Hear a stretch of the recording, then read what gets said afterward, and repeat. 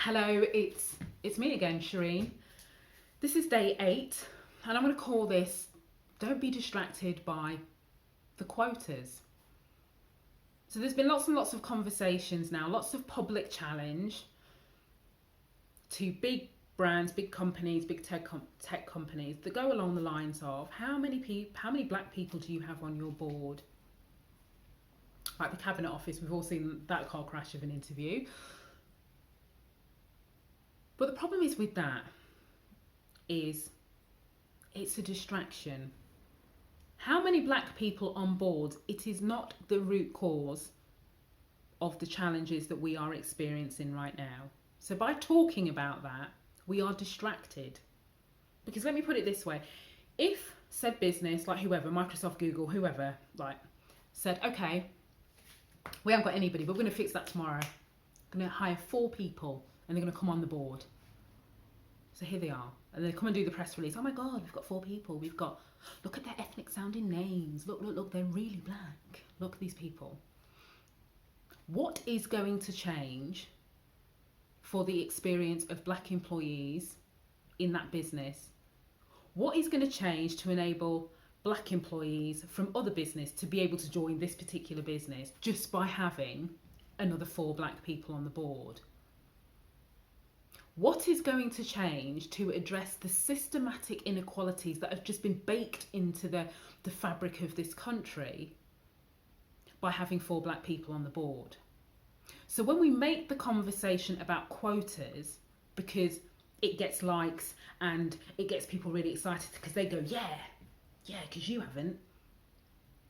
And everyone else is sat back going, I wonder what they're going to say.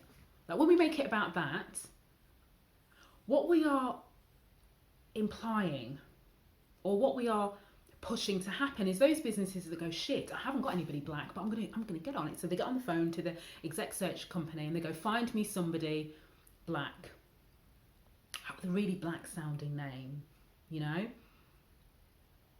And then when they've done that, they parade them out, they do the press statement, and then they go, look, well, you said to me, like, I don't have any black people. I've got black people now. What more do you want me to do? The reality is we've done the whole quota thing already.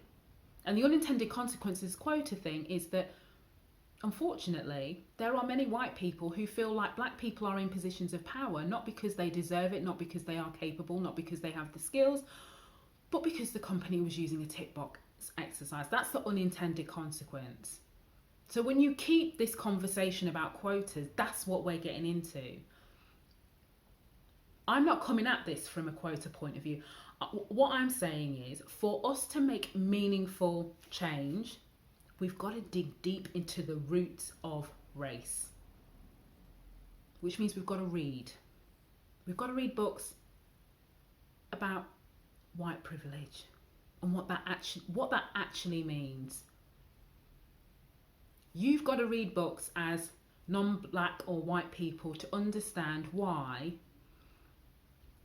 this is not a problem that has a solution that can be an agenda item or some sort of one-off initiative, or that is something that when the dust settles, because they move on to another thing, we'll go on to something else.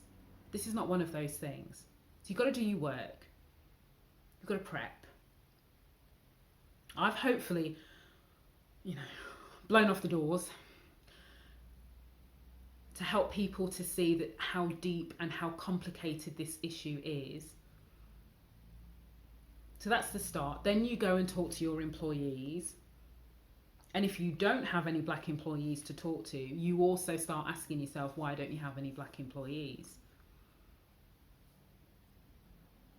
Because this is not just an issue for companies with black employees. This is an issue for companies who don't have black employees, but are operating in areas which there are high representation of ethnic minorities, particularly black people. So that's a question that they've got to ask themselves.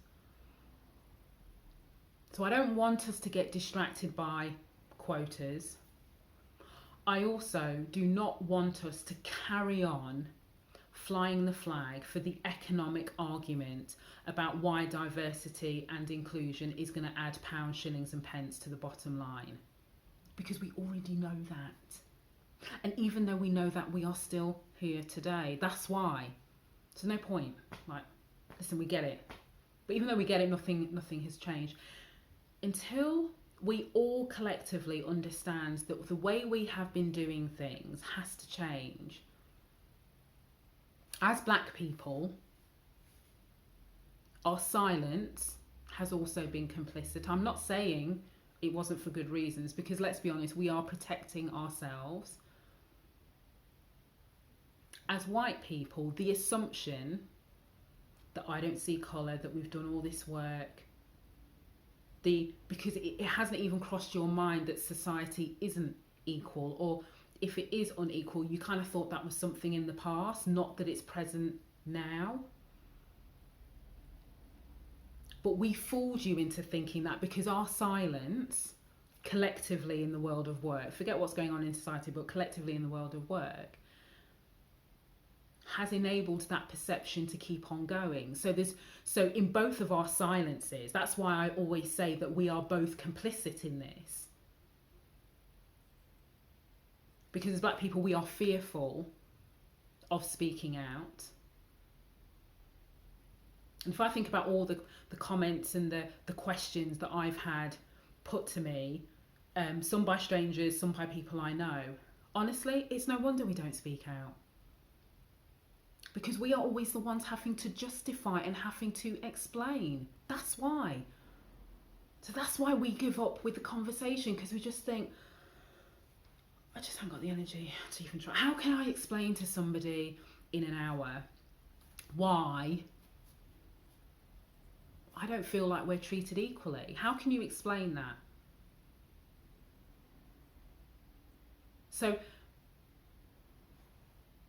yes, we have got work to do as black people. That's why I'm encouraging people to speak out, because you can't unsee, you can't unhear the stories when we do. But I'm also encouraging white people to almost like go back to school in a way. Like, to be honest, this sort of stuff should be treated as, should be talked about in schools, but it's not.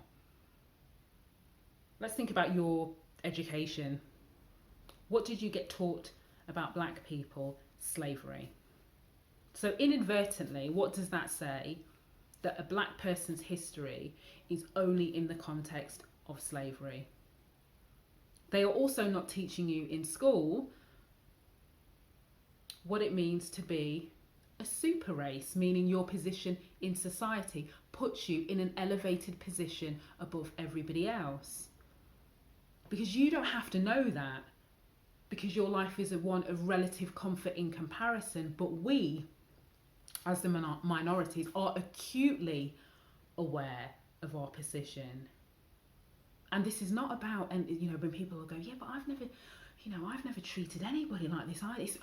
No. So anyway, don't make this about quotas, please. Let's keep digging.